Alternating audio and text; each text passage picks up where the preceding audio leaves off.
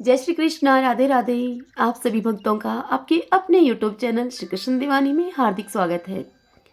आज आप सुन रहे हैं माघ मास महात्म्य के 25वें दिन की कथा। पिछले अध्याय में आप सभी ने सुना था कि माघ स्नान करने के लिए मुख्य मुख्य तीर्थ कौन से हैं। आज की कथा में हम सुनेंगे ये तीर्थ इतने पवित्र क्यों हैं, क्या कारण है इसका। आज की कथा में हम इसका कारण श्रवण करेंगे। तो आइए सर्वप्रथम भगवान का स्मरण करते हुए आप सभी मेरे साथ बोलिए। शांताकारं भुजगशयनं पद्मनाभं सुरेशं विश्वधारं गगनसदृशं मेघवर्णं शुभांगं लक्ष्मीकान्तं कमलनयनं योगिविद्यानगमयं वन्दे विष्णुं भवभयहरं सर्वलोकैकनाथं। श्री लक्ष्मीनारायण भगवान की जय। महर्षि वशिष्ठ जी राजा दिलीप से कहते हैं कि हे राजन, अब आप भूतल के तीर्थों की पवित्रता का कारण सुनिए। जिस प्रकार शरीर के कुछ भाग परम पवित्र माने गए हैं, ठीक उसी प्रकार से पृथ्वी के भी कुछ भाग, कुछ स्थान अत्यंत ही पुण्यमय माने जाते हैं। भूमि के अद्भुत प्रभाव, जल की शक्ति और मुनियों के अनुग्रह पूर्वक निवास से तीर्थों को पवित्र बताया गया है। इसलिए भौम और मानस सभी तीर्थों में जो नित्य स्नान करता है वह मनुष्य परम गति को प्राप्त होता है। प्रचुर दक्षिणा वाले अग्निष्ठोम आदि यज्ञों से यजन करके भी मनुष्य उस फल को नहीं पाता है जो कि उसे तीर्थों में जाने से प्राप्त होता है। जिसके दोनों हाथ, दोनों पैर और मन भली भांति काबू में हो और जो विद्या, तप और कीर्ति से संपन्न हो, वह मनुष्य तीर्थ के फल का भागी होता है।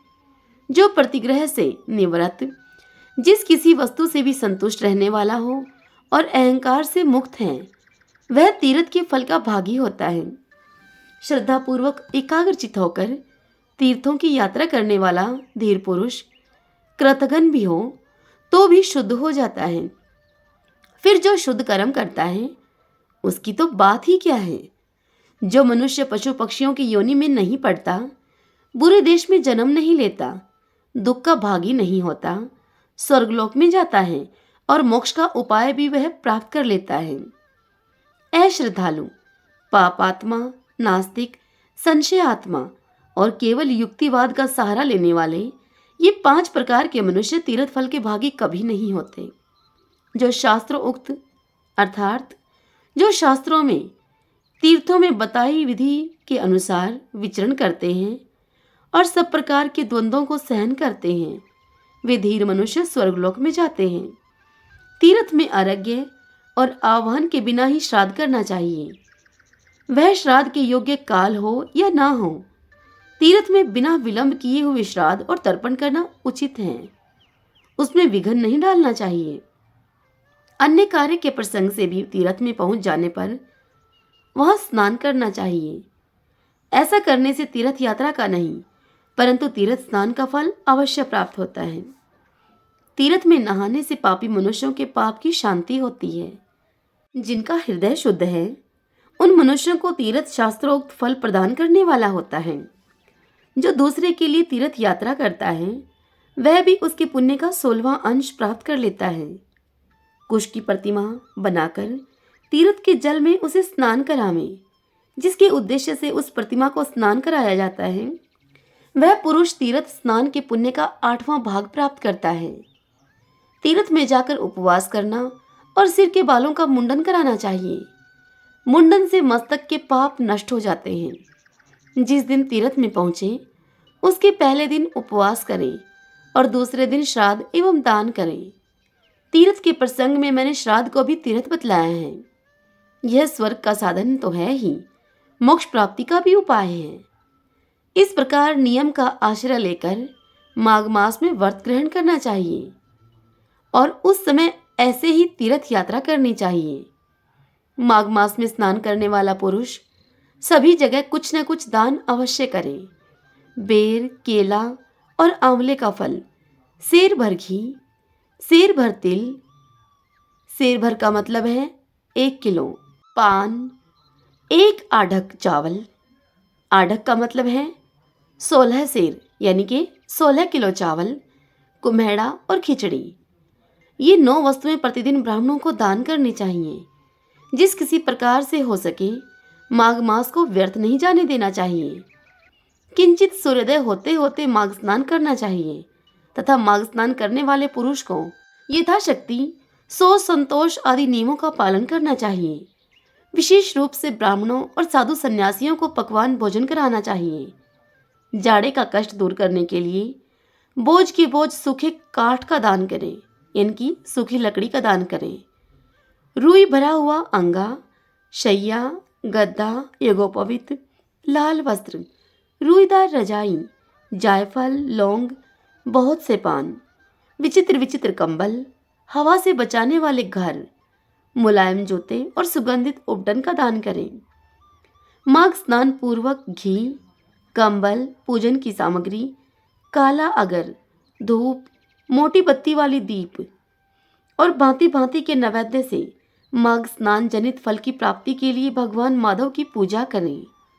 माघ मास में डुबकी लगाने से सभी दोष नष्ट हो जाते हैं और अनेकों जन्मों के उपार्जित संपूर्ण महापाप तत्काल ही विलीन हो जाते हैं। यह माघ स्नान ही मंगल का साधन है। यही वास्तव में धन का उपार्जन है तथा यही इस जीवन का फल है।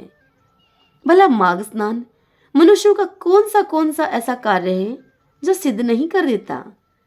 वह माघ स्नान पुत्र, मित्र, कलात्र, राज्य, स्वर्ग तथा मोक्ष को भी देने वाला है। हरि ओम तत्सत। श्री लक्ष्मी नारायण भगवान की जय। भक्तजनों, आज की यह कथा यहीं तक। इससे आगे की कथा सुनने के लिए आप कल तक का इंतजार कीजिए। आइए भक्तजनों, अब हम माघ स्नान की कथा का श्रवण करते हैं। एक ब्राह्मण ब्राह्मणी थे। वे 7 कोस गंगा जमुना में नहाने के लिए जाया करते थे। ब्राह्मणी बहुत थक जाती थी वापस लौटते लौटते। एक दिन वह ब्राह्मणी ब्राह्मण से कहने लगी कि कोई बेटा होता हमारे तो हमारे घर में बहू आ जाती। मुझे घर में खाना बना हुआ मिलता, कपड़े धुले हुए मिलते। यह सुनकर ब्राह्मण बोला कि तूने बड़ी बात कही है। ला, मैं तेरे लिए बहू ला देता हूँ। तू ऐसा कर, एक पोटली आटा बांध दे मुझे और उसमें थोड़ी सी मोहर अशर्फी भी डाल देना। अब उस ब्राह्मणी ने अपने पति के कहे अनुसार उसे एक आटे की पोटली बांध दी। ब्राह्मण उस पोटली को लेकर अब घर से चल दिया। तब उस ब्राह्मण के रास्ते में कुछ ही दूरी पर जमुना जी के किनारे कुछ लड़कियां अपने अपने मिट्टी के घर बनाकर खेल रही थीं। उन लड़कियों में से एक लड़की कहने लगी कि मैं तो अपना घर नहीं बिगाड़ती, मुझे तो रहने के लिए चाहिएगा। वह लड़की ब्राह्मण के मन को भा गई। वह अपने मन में सोचने लगा कि यही एक समझदार सी लड़की है। वह उस लड़की के अब पीछे पीछे हो लिया। जब वह लड़की अपने घर पहुंची तो ब्राह्मण उससे बोला कि बेटी, मैं भूखा हूँ, अपनी माँ से पूछ ले, क्या वे मेरे लिए 4 रोटी बना देंगी? कार्तिक का महीना है, मैं किसी के घर की रोटी नहीं खाता हूँ। मेरे पास यह आटा है, अपनी माँ को यह आटा दे दे और अपनी माँ से कह दे कि यह आटा छान लेंगी। तब वह लड़की बोली कि अच्छी बात है बाबा, और यह कहकर उस ब्राह्मण से अब वह लड़की अपनी माँ के पास गई घर के भीतर और अपनी माँ से जाकर कहा कि माँ, बाहर एक बाबा बैठा है, तुम उसके लिए रोटी बना दो और इस आटे को तुम छान लेना। अब जब उस लड़की की माँ आटा छानने लगी तो उस आटे में से मोहर अशर्फी निकली। तब उसकी माँ ने अपनी बेटी से कहा कि बेटी, जिसके आटे में इतनी मोहर अशर्फी है उसके घर न जाने कितनी होंगी। अब उस लड़की की माँ ने उस ब्राह्मण के लिए रोटी बना दी और जब वह ब्राह्मण खाना खाने के लिए बैठा तो उस लड़की की माँ कहने लगी कि बाबा, तुम अपने लड़के की सगाई करने के लिए जा रहे हो क्या? यह सुनकर वह ब्राह्मण कहने लगा, हाँ, मेरा लड़का तो काशी जी पढ़ने के लिए गया हुआ है। अगर तुम इस ब्याह के लिए राजी हो, इस सगाई के लिए राजी हो, तो मैं तुम्हारी इस लड़की को खांड के कटोरे से ब्याह कर अपने घर ले जाऊं। तब वह लड़की की माँ बोली कि अच्छी बात है बाबा। अब वह लड़की को ब्याह कर अपने घर ले गया और बोला, रामू की माँ, किवाड़ खोलकर देख, मैं तेरे लिए बहू लाया हूँ। यह सुनकर वह ब्राह्मणी घर के भीतर से ही बोली कि दुनिया तो मुझे ताने मारती ही थी, अब तुम भी ताने मार रहे हो। हमारे तो 7 जन्म भी बेटा नहीं है, तो बहू कहाँ से आएगी? यह सुनकर वह ब्राह्मण कहने लगा कि तू किवाड़ खोल कर तो देख। जैसे ही उस ब्राह्मणी ने किवाड़ खोले तो देखा कि सामने बहू खड़ी है। सास आदर सत्कार से बहू को अब अपने घर के भीतर ले गई। अब वे बूढ़े बुढ़िया अर्थात वह ब्राह्मण और ब्राह्मणी गंगा स्नान के लिए जाते तो पीछे से बहू घर का सारा काम कर लेती, खाना बनाती, कपड़े धोती, रात को उनके पांव दबाती। इस तरह से बहुत सा समय उनका निकल गया। एक दिन वह ब्राह्मणी अपनी बहू से कहने लगी कि बहू, हमारे घर के चूल्हे की आंच कभी न बुझने देना, मटके का पानी कभी खत्म न होने देना। एक दिन उस घर के चूल्हे की आग बुझ गई। बहू अब भागी भागी पड़ोस में चली गई और वहां जाकर पड़ोसन से बोली कि पड़ोसन, मुझे थोड़ी सी आग दे दो, मेरे चूल्हे की आग बुझ गई है। मेरे सास ससुर गंगा स्नान के लिए गए हैं, वे दोनों भी आते ही होंगे। वे सुबह 4 बजे से गंगा स्नान के लिए गए हुए हैं। यह सुनकर पड़ोसन ने कहा, अरे तू तो बावली है, तुझे तो यूं ही ये उठाकर ले आए हैं। उनके तो 7 जन्म भी कोई बेटा नहीं है। अब यह सुनकर वह बहू बोली कि ना, इनका बेटा तो काशी जी पढ़ने के लिए गया है। पड़ोसन बोली, तुझे तो झूठ बोलकर लाए हैं ये। यह सुनकर वह बहू बोली कि अब मैं क्या करूं। तब पड़ोसन ने उसको कहा कि जली फूकी रोटी बना दे, अनूठी दाल दे इनको, खीर की कड़छी दाल में डाल दे और दाल की कड़छी खीर में डाल दे। बहू को पड़ोसन की सीख अब समझ में आ गई। बहू ने घर जाकर ऐसा ही किया। जब सास ससुर आए तो उसने न तो उनका आदर सत्कार किया, न ही उनके कपड़े धोए, बस खाना लाकर दे दिया। यह देखकर सास बोली कि बहू, ये क्या है? ये तो जली फूकी रोटी है, अनूठी ही दाल बनाई है तुमने। यह सुनकर बहू बोली कि यही खा लो सासू जी, तुम एक दिन खा लोगी तो कुछ नहीं बिगड़ेगा, मुझे तो जीवन भर अनूठा ही रहना है। यह सुनकर सास बोली कि बहू को तो पड़ोसन की सीख लग गई है। अब रात हुई जब सभी सो गए। दूसरे दिन सुबह उठकर वह बहू भागी भागी पड़ोसन के पास गई और जाकर पड़ोसन से बोली कि अब आगे बताओ मुझे क्या करना है। तब पड़ोसन ने कहा कि 7 कोठों की चाबी मांग ले। जब सासू जाने लगी गंगा स्नान के लिए अपने पति के साथ, तब बहू आगे आकर अड़ गई और बोली, बाद में जाना, पहले मुझे 7 कोठों की तुम चाबी दे दो। यह सुनकर बहू का ससुर अपनी पत्नी से कहने लगा कि तुम चाबी दे दो, सब कुछ आज भी इसी का है और कल भी इसी का है, हमारा क्या है, आज मरे तो कल दूसरा दिन। और उनके जाने के बाद बहू ने अब वह सभी कोठे खोल खोल कर देखे तो किसी में धन, किसी में अन्न, किसी में बर्तन, किसी में कपड़े, अटूट भंडार भरे पड़े हैं। 7वां कोठा खोलकर देखा तो उसमें गणेश, लक्ष्मी, पीपल पथवारी, कार्तिक के ठाकुर, राई दामोदर, तुलसी जी का बिड़ला, 36 करोड़ देवी देवता विराजमान हैं। गंगा जमुना है, वहां पर एक लड़का माला जप कर रहा है। बहू ने उस लड़के से पूछा कि तुम कौन हो? तब वह लड़का बोला कि मैं तो तेरा पति हूं, तू किवाड़ बंद कर दे, मेरे माता पिता आएंगे तब खोलना किवाड़। अब तो वह बहू बड़ी ही खुश हुई। 36 प्रकार के उसने भोजन बनाए, 16 श्रृंगार किए। अब वह बहू रांची रांची डोले अर्थात बड़ी ही खुशी से झूमने लगी। जब उसके सास ससुर घर में आए तो बड़ी ही प्यार से उनसे बात की बहू ने, उनके कपड़े धोए, उनको खाना खिलाया। यह देखकर वह बूढ़ा ब्राह्मण अपनी पत्नी से कहने लगा, ब्राह्मणी से बोला कि बहू तो धन को देखकर राजी हो गई है। बहू सास के अब पैर दबाती जाए और अपनी सास से कहती जाए कि माँ जी, तुम इतनी दूर 12 कोस गंगा जमुना नहाने के लिए जाती हो, थक जाती होंगी, तुम घर में नहा लिया करो। यह सुनकर सास बोली कि बावली, कहीं घर में भी गंगा जमुना जी बहती हैं क्या? यह सुनकर बहू बोली कि हाँ माँ जी, चलो मैं दिखाती हूँ आपको। अब उस बहू ने 7वां कोठा खोलकर अपनी सास को दिखाया। उस कोठे में गणेश जी, लक्ष्मी जी, पीपल पतवारी, तुलसा, कार्तिक के राय दामोदर, ठाकुर, शिव पार्वती, 36 करोड़ देवी देवता विराजमान हैं। गंगा जमुना बह रही हैं। तिलक लगाए चौकी पर बैठा एक लड़का माला जाप कर रहा है। यह देखकर वह ब्राह्मणी बोली लड़के से कि तू कौन है? तब वह लड़का बोला कि माँ, मैं तो तेरा बेटा हूँ।